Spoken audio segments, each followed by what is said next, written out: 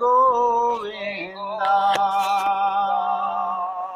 गोविंद गोविंद गोपाल भज मन गोविंदा गोविंदा गोपाला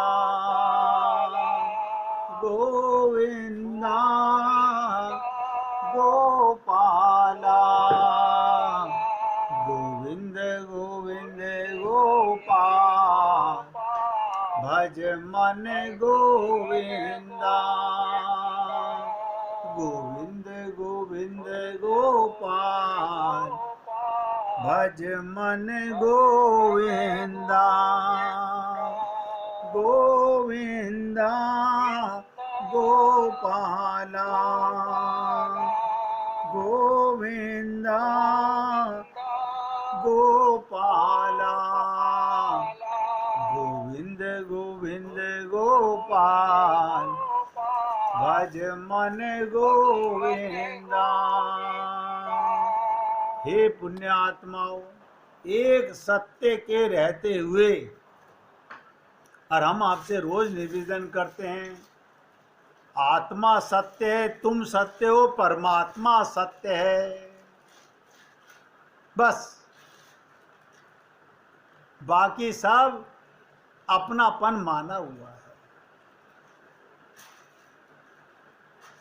सेठ जी का उत्तर सुन के सत्य प्रसन्न हो गया और उसने कहा, तुम्हारी अटूट भक्ति में मुझे यहाँ रुकने पर विवश कर दिया और मैं यहाँ से कभी नहीं जाऊँगा। और ऐसा कहते हुए सत्य अंतर ध्यान हो गया। सेठ जी अभी भी निंद्रा में थे। थोड़ी देर बाद स्वप्न में धर्म वापस आ गया और बोला, मैं अब तुम्हारे पास ही रहूँगा, क्योंकि सत्य का निवास जहाँ है वहाँ धर्म भी रहता है। उनके तुरंत बाद यश भी लौट आया। बोला, जहाँ सत्य है और धर्म है, यश स्वतः ही आ जाता है, इसलिए अब भी तुम्हारे साथ रहूँगा। सेठ जी ने यश का भी आवभगत किया।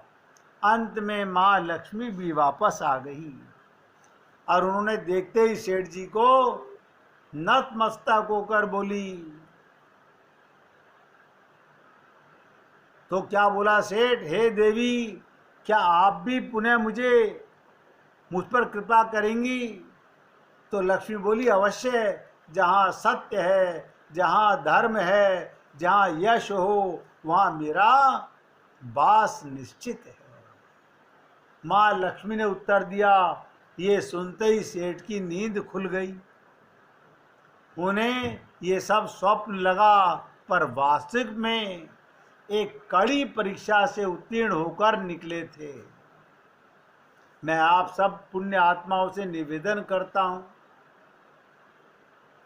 हमें भी हमेशा याद रखना चाहिए, जहाँ सत्य का निवास होता है। सत्य क्या है? मैं आत्मा हूँ, ये सत्य है। मेरे साथ रहता परमात्मा है, ये सत्य है। अगर इन दो शब्दों पर आपको अटूट विश्वास हो जाए, सत्य विश्वास हो जाए, सत्य संकल्प हो जाए, तो यश, धर्म और लक्ष्मी अपने आप स्वतः आ जाएं। लेकिन आप और हम लोग बार बार कंफ्यूज हो जाते हैं।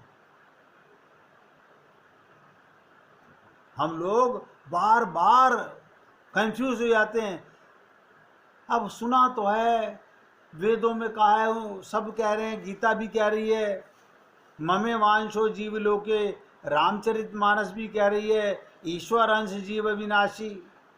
अब मैं अपने को शरीर मानता रहा हूँ, 70, 75, 80, 90 साल का हो गया, अभी तक तो मैं अपने को शरीर ही मानता रहा। अरे तो कोई बात नहीं, ज्ञान और अज्ञान में अंतर क्या है? ए का अंतर है। अपने को शरीर माना हुआ था तो हम अज्ञानी थे, सब नोट करो। हमने अपने को देह माना था, इसलिए हम अज्ञानी थे। अब हमने अपने को आत्मा माना तो हम ज्ञानी हो गए। बस ये छोटी सी बात विश्वास में नहीं आ रही, पूर्ण विश्वास में आनी चाहिए, संकल्प में आनी चाहिए।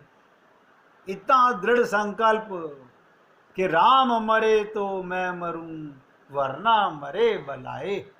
अब मैं नहीं मर सकता। पूर्ण संकल्प के साथ शरीर मरेगा, मैं शरीर नहीं हूं, मैं आत्मा हूं, ये ज्ञान हो गया। ध्यान से सुनो, तो परमपद सुनिश्चित होने वाला है। कोई नहीं रोक सकता आपके परमपद को, भगवत प्राप्ति को कोई नहीं रोक सकता।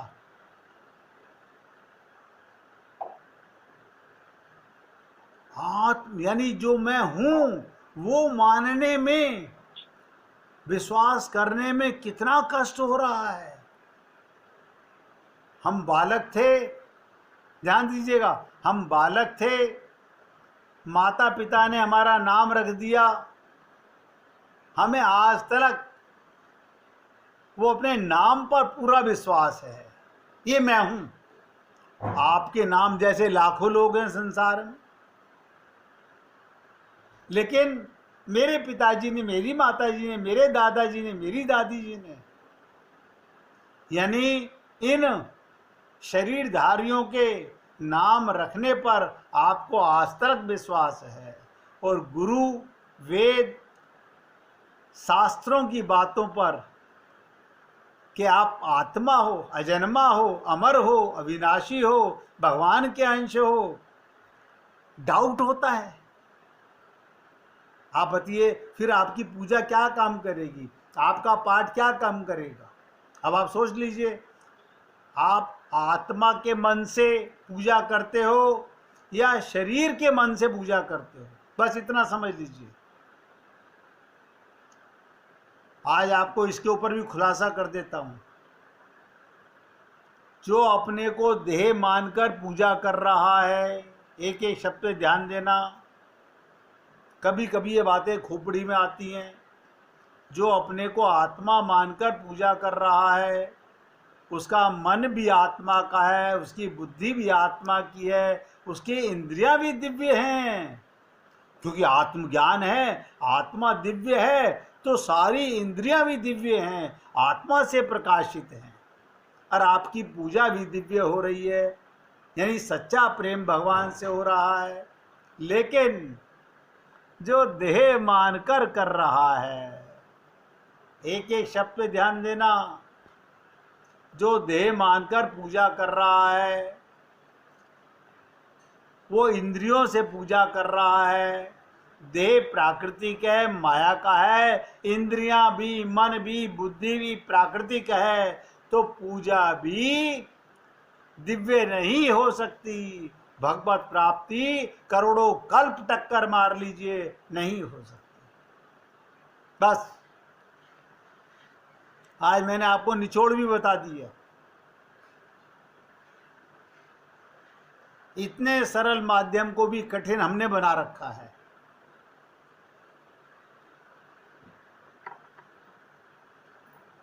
अब दूसरी बात सुनिएगा, आप पूरे एकाग्रता से सुनने का प्रयत्न कीजिएगा। पहले भगवान का संसार में ब्रह्म के उपासक थे। ये जो मूर्ति पूजा चालू हुई, ये कब से हुई? जब से भगवान लीला करने के लिए आने लगे। ये भगवान लीला करने क्यों आने लगे? कि शरीरधारी को, एक एक शब्द ध्यान देना, शरीरधारी को शरीर का ध्यान करने में आसानी होती है। अब आप बताइएगा, आप गुरु का ध्यान कर रहे हो, आपने अपने गुरु को देखा हुआ है, तुरंत ध्यान हो जाएगा। आप राम का ध्यान करते हो, आप चाहे उनकी मूर्ति का ध्यान करते हो या उनकी लीला वाले राम का ध्यान करते हो, आपको कोई ना कोई माध्यम सरल बनाने के लिए, संबंध बनाने के लिए ये मूर्ति पूजा शुरू हुई थी। ये मूर्ति पूजा इसलिए शुरू हुई थी कि उनसे हमारा संबंध सरलता से बन जाएगा भगवान से।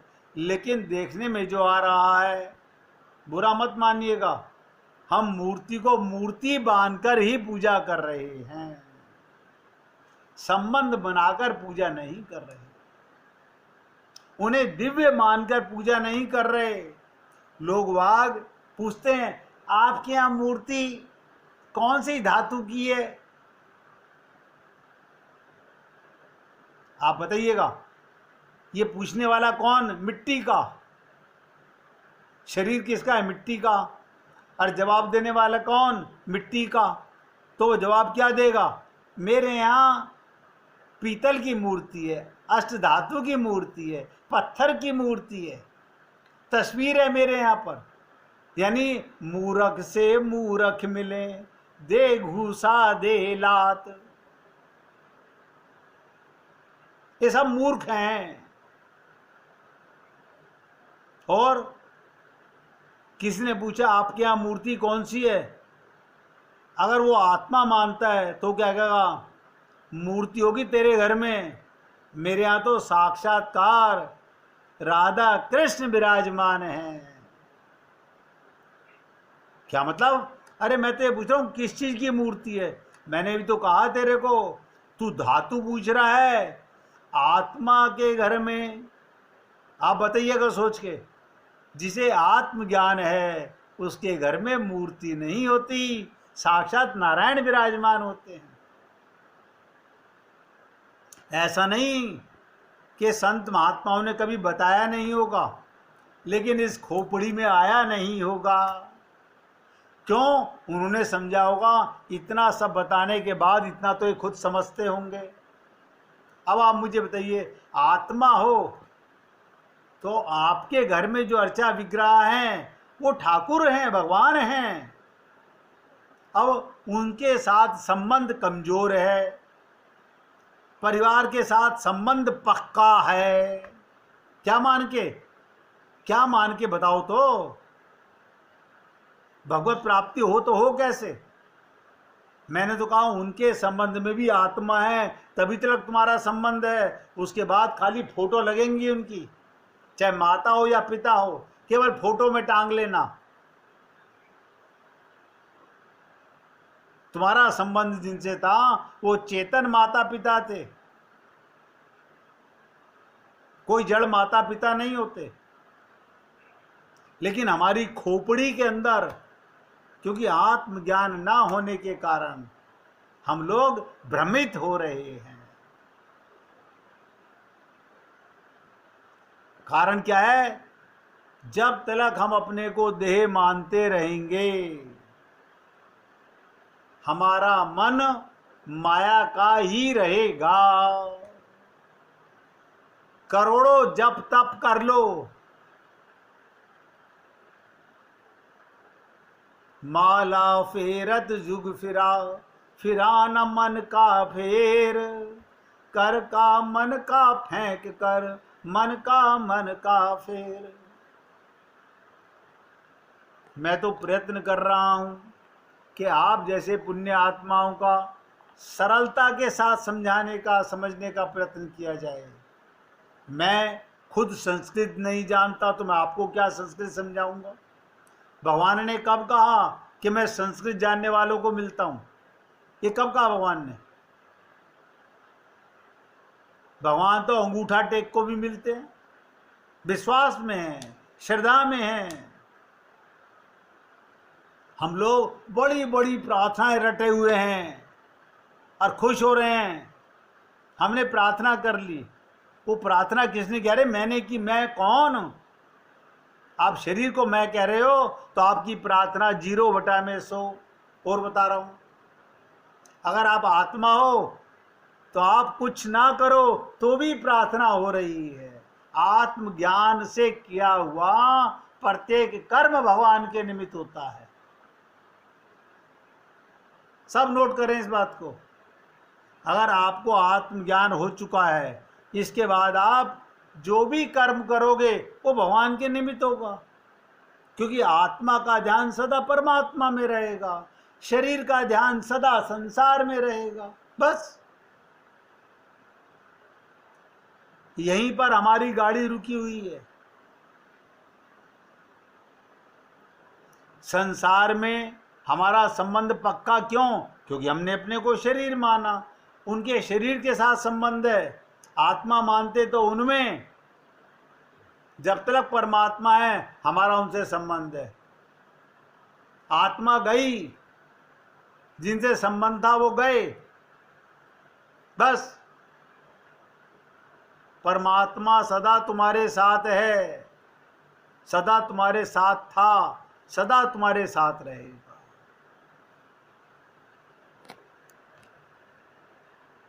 इसलिए हमने अपने को शरीर माना, इसलिए हमें परिवार में संबंध नजर आता है, और जड़ का संबंध जड़ से हो जाता है। देखो, मेरे पिताजी की शक्ल इस बेटे से मिलती हुई है, मिट्टी का मिट्टी से मिलन कर रहे हैं, इनकी शक्ल उस पे गई है। कोई ये नहीं कह रहे ये भी ईश्वर अंश है, मैं भी ईश्वर अंश हूँ, वो भी परमात्मा का अंश है, मैं भी परमात्मा का अंश हूँ, माता भी परमात्मा का अंश है, पिता भी परमात्मा का अंश है। अरे बाबा, सारा संसार, लेकिन ये ज्ञान केवल इसी शरीर में हो सकता है।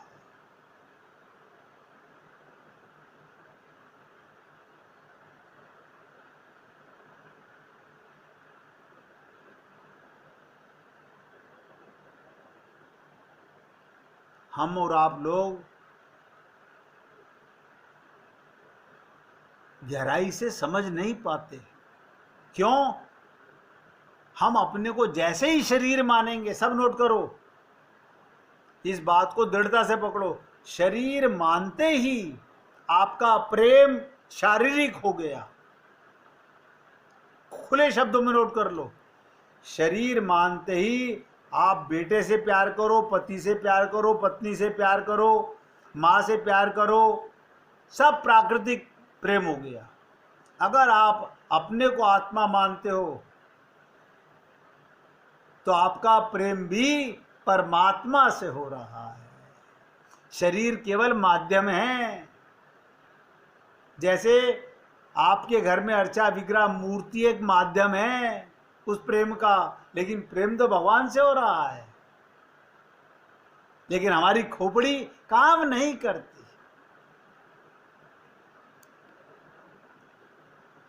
और सब जगह काम करती है, प्रेम में काम नहीं करती।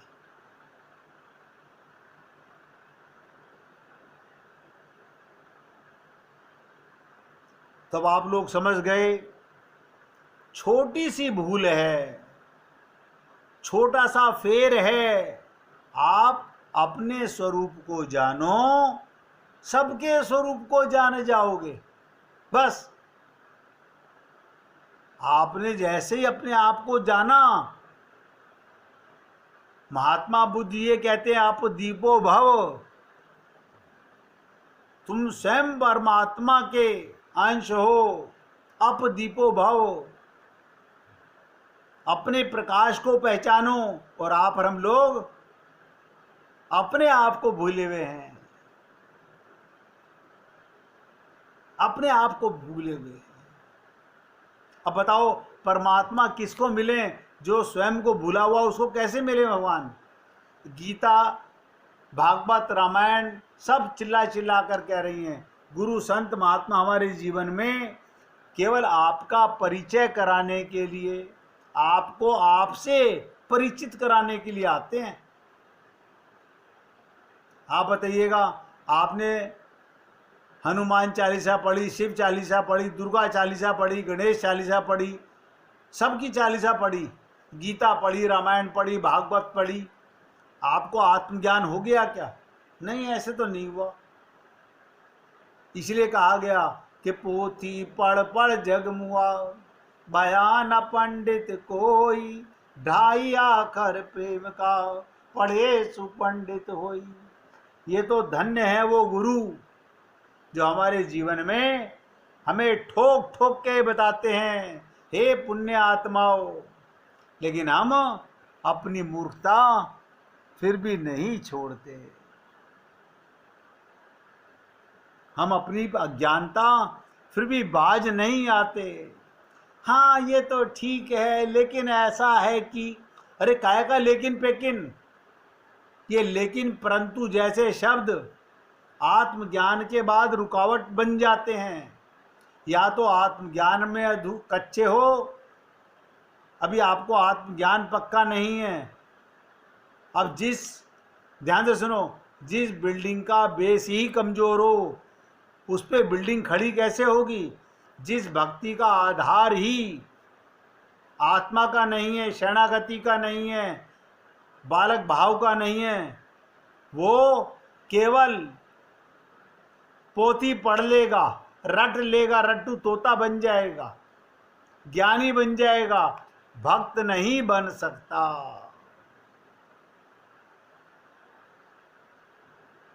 अब 1 मिनट कीर्तन कीजिए, फिर आगे बढ़ते हैं।